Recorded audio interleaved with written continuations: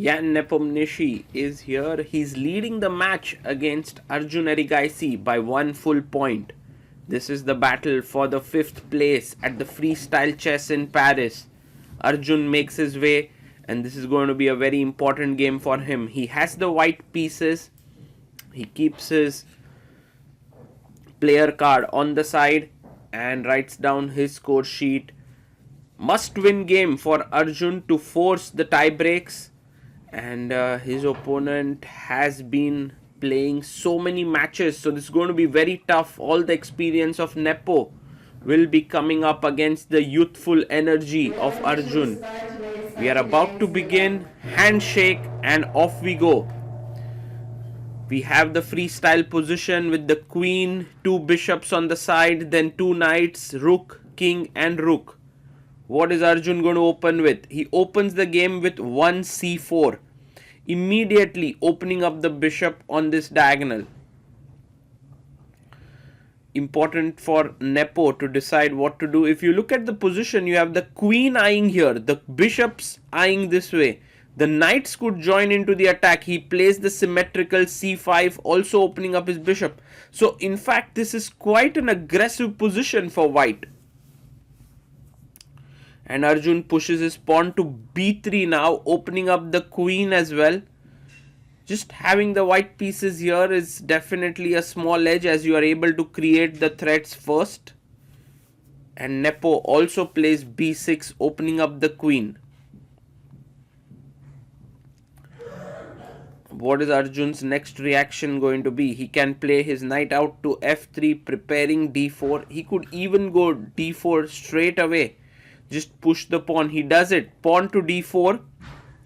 And I think already Nepo cannot keep the symmetry for the simple reason that after d5, takes, and you take here and I take back and I am pinning you here. So that's a small line to show that Nepo has to break the symmetry. He goes c takes d4.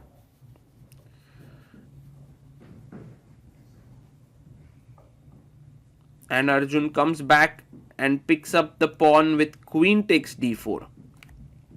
One point that is a weakness in this position is the e7 point. It's undefended by any of the black pieces, and e2. So if a knight goes from e3 to d5 or f5, it does attack this, and not only attacks but also creates mating ideas. So knight comes out to f6, a useful move. And now this bishop could land up on b2. Has to be seen what Arjun wants to do here. He goes knight to e3, and we are looking at this idea that we were talking about the knight going to f5, attacking here.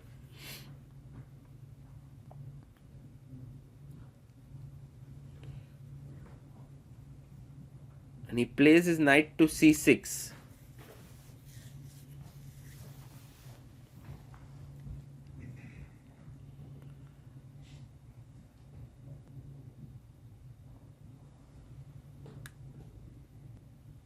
Attacking the queen has to move. Arjun calmly comes back queen d2, which is a very logical move. The knight on c6 isn't particularly well placed as it's blocking the bishop, but it's developed here, and Nepo pushes his pawn to e6. Already I can feel a bit of worry for the black king with bishop coming to b2, but knight first develops to f3.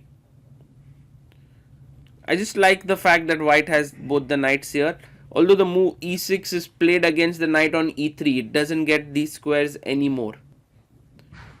And Ian now plays his knight to e5. As we said, this knight wasn't particularly doing well, so he tries to trade it off with the white knight here. Maybe bishop c2 makes a lot of sense. Here he plays it, bishop to b2. If you take knight takes f3, I'll take back with the g pawn, opening up the g file, which could be used later on. And let's say, for example, a random move bishop b7, I can already take, but I can also go like long castle here, which would be huge. Nepo plays d6, which is very logical. He keeps his knight in the center. And Arjun now plays aggressively, puts his king on c1, a long journey for the king from g1 to c1, and it's castling on the c file.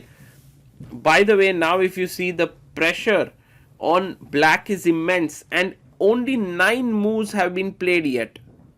It's amazing.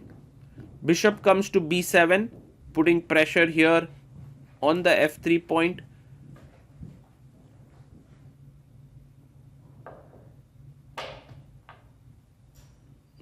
Knight takes e5, pawn takes on e5. And now, what is Arjun's next idea going to be? He can go rook g1 with the idea of g4, g5. He goes f4. What a move. And his point is, if you take here, he wants to take on f6. If fe3, he wants to play queen d4. What a beautiful move that. So f4 is already a very aggressive move here. And Yan goes knight e4. He attacks the queen. Now, you can take the knight here, which is clearly possible. But there is a very nice move that Arjun can play here.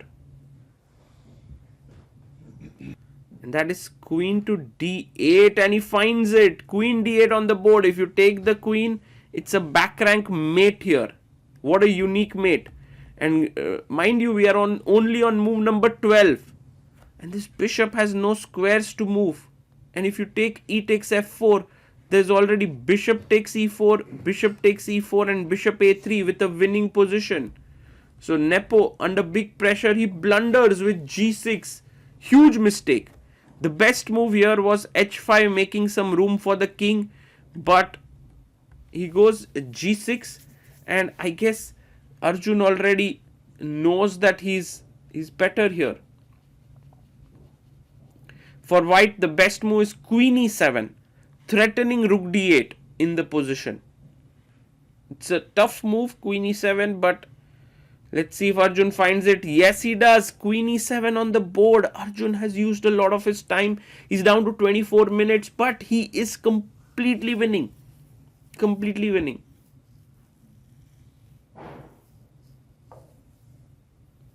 h5 played here, gaining some space.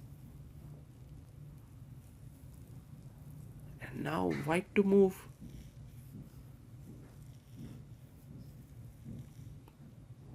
fe5. Yes, that's the move. With h5, he made some square for his king to come up, but fe5 is such a powerful move because now rook h1, rook f1 attacking here. And imagine if you went knight f2 here, there is boom, bishop g6 coming in. He plays bishop to c6.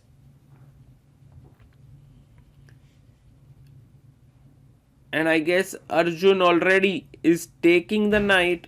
Bishop takes e4. And is it time to enter here with rook d8? Maybe rook d8 is met with the very calm move king g7. Or just take and king g7. So that's the reason why a better choice is rook f1. And he finds it. Beautiful move. Rook takes f7 could be on the cards at some point. You know, the f7 point is very weak. I might also go in rook d7. So the rook comes to h7, defending the f7 pawn.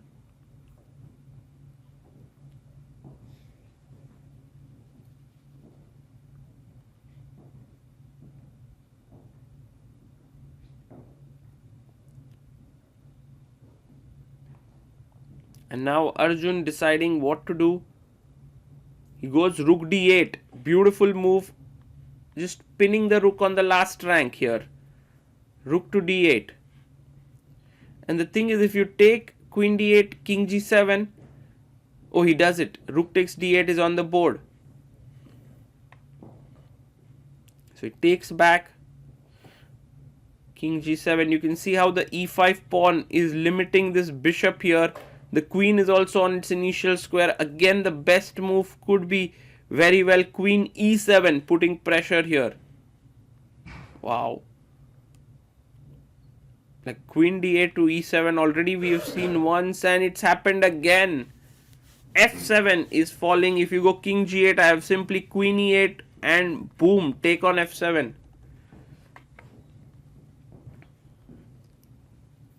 He comes back bishop f5, blocking there. But I guess there's some huge sacrifice that's going to happen on the f5 square. Arjun takes it with the rook first. Rook takes f5. What a move.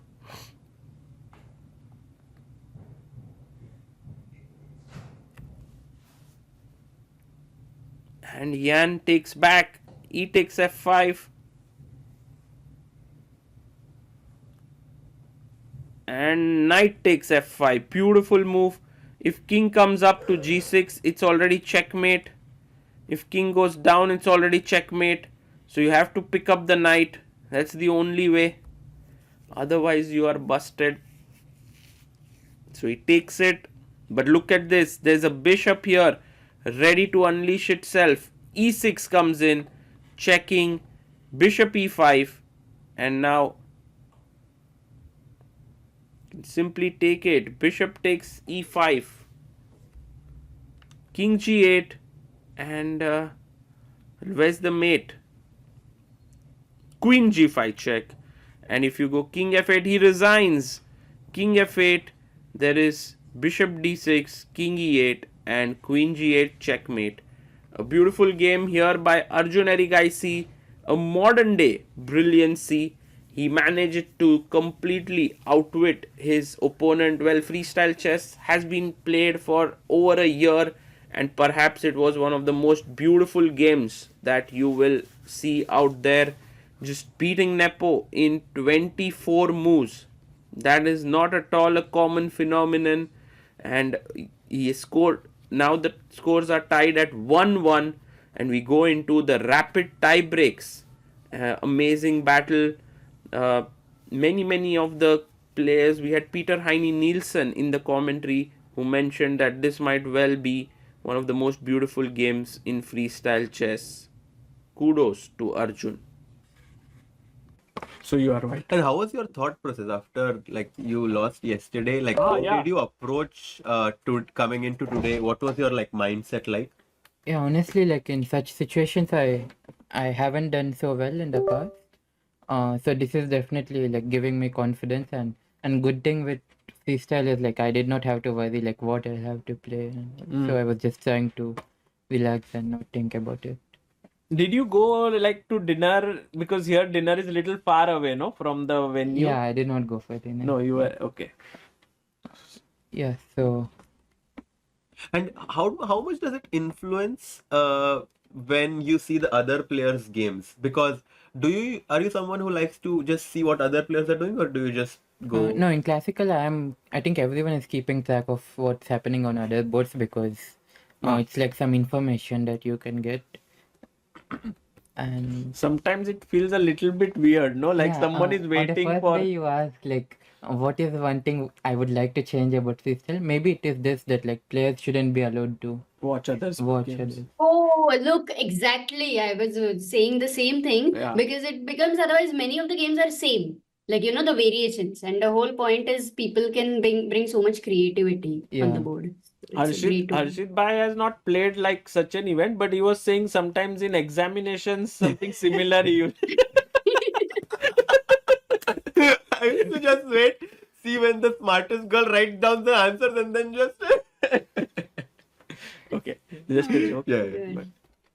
Yeah, so I But think Arjun, also in the chat, everyone's like Gandhivam OP. thank you. Then. Yeah. Mhm.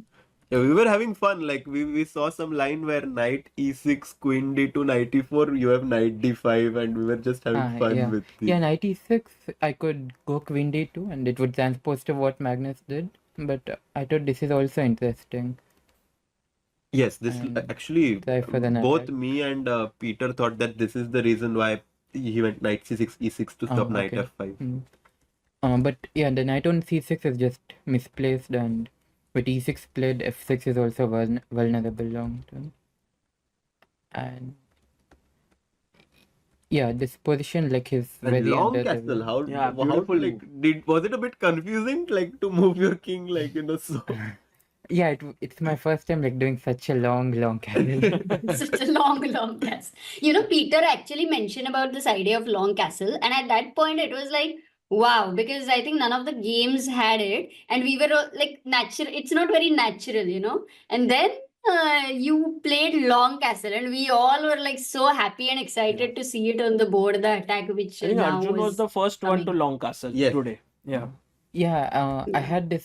If knight f3, I was intending GF, and otherwise also I was intending some knight e5, d5, g4 idea. Mm-hmm. So for that, king on this side is really helpful, and he's not really in time to create any attack or Uh-huh. counterplay. And yeah, I think this was a bit of an inaccuracy, at least practically. And did you see it here? Like after bishop, did you already see the sequence of f4, queen d8? Yeah, so I was first seeing queen d8 here, Ah, okay. with bishop a3 other threat, but the problem is he'll go bishop c6, and now rook d8 is an actual threat because So you have to come Because back. bishop. come back, so this didn't make sense.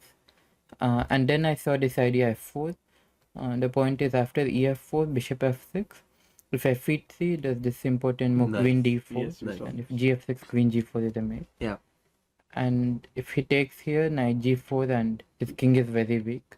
After bishop e5, I thought I'll go e3. Wow. Oh wow. Just opening up the position also looks completely Yeah, crushed. okay, bishop a1, I don't think you. Yeah, this line is very tough. Queen b8, ef4. He cannot take bishop f4 because there's knight f6, king g7, knight h5. Oh, wow. Yeah. But bishop a1, Oh, I didn't that is a really. crazy move. Wow. And yeah, knight e4. I saw like I at least had bishop e4 and bishop e5, like winning a pawn. But if this works, I was definitely going to go for it. And And the difference was that with the knight being on e4, bishop c6 no longer Yeah, there gives is the Yeah. threat of rook there d8. is no Yeah, bishop exactly. c6 to e8. Correct. and if he At takes, which point did you like get this whole idea of queen d8, that pattern? When did you spot it? so like here I spent quite some time. First, like I was looking at some rook g1 these ideas, and then I saw like take there's queen d8. So then I was looking in this f4 direction, trying to make all of it work. And yeah, here he had to go h5. You saw it? Yeah, I saw it, but we both thought like it's very promising for white because take, check, And king rook h8. e7, Yeah. rook h8, ef4, and there's this very important move, rook d1. Point is after f3, rook d8. And rook e8 And is rook mate. e8 is a Oh my mate god. threat, and also rook b8 wins Yeah, the this is- queen. So bishop c6 rook b8. Yeah. So he had to go here. I thought I have many options here.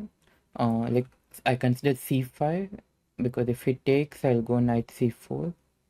This is okay. I didn't see all of this, but What? What's the f3? problem though? What the hell? f3. What? This So is that quite come on, deep. you Check have because of bishop f4 check Yeah. later. Crazy. Oh, no. But I it see. you I mean also intuitively you could just come here and then later. Yeah, true. I have many options. I Yeah. thought knight c2 is one safe option, and I also looked at this line, but I didn't think it's that promising because in this position, yeah, I'm exchange up, but I thought like he has some compensation because of this pawn, Mm. but I But did the not see engine this. likes it. Yeah, rook d4, rook h4 is a strong idea which I missed. Mm. So instead of h5, he played g6, but now I have many winning moves. Now And I we were think all, this we is were the having most fun. precise. Like No, queen e7 is the most accurate, but Yeah, if it works, I have to play. Like I was just briefly seeing this. rook And I d8, thought, no? rook d8, take king g7. Ah. I thought I'll go f5 What? Wow. because that's such a if cool. ef5, I can just take knight f5. And queen f6. Yeah, and if gf, queen g5 is a mate. Wow. And you have And knight h1. F5. Can you show that? Knight f5, knight h1. That's so cool. yeah, Now just queen. there's also like queen f5, king Oh. f5, rook d8. Oh. So All the checkmate patterns were, happening yeah, here. there was like so many mate patterns. Like knight h1, I thought like knight g4 is can just go like knight h6 or like many ideas, and he's not really in time to meet with any of them. And yeah, he played h5 to prevent that, but like, he's too underdeveloped and his king is also very weak.